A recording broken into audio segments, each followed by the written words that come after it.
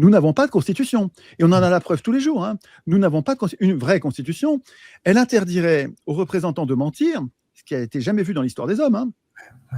C'est incroyable. Enfin, dans l'histoire républicaine, parlementaire, quoi. Hein. Jamais on a interdit, mais c'est parce que jamais c'est nous qui avons écrit la Constitution. Mais quand on va l'écrire, on va dire, nous interdisons à nos représentants de nous mentir.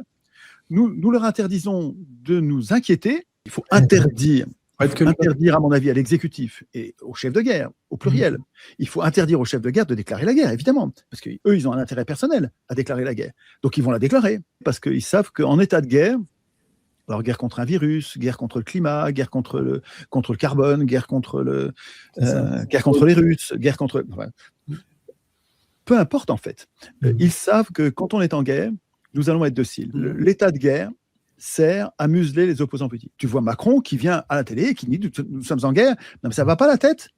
Alors, on va avoir des organes qui sont chargés d'alerter, donc de surveiller, d'alerter quand il va y avoir des chambres de populaires, des chambres de contrôle populaire des cas d'alerte, des cas d'urgence.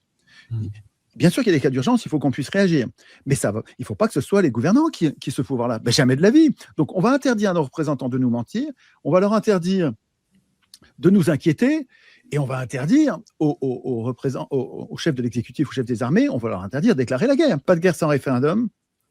Et ceux qui ont voté oui au référendum, alors c'est un référendum à vote ouvert, parce que ceux qui ont voté oui à la guerre, il faudra qu'ils aillent la faire, obligatoirement, tu te souviens, hein.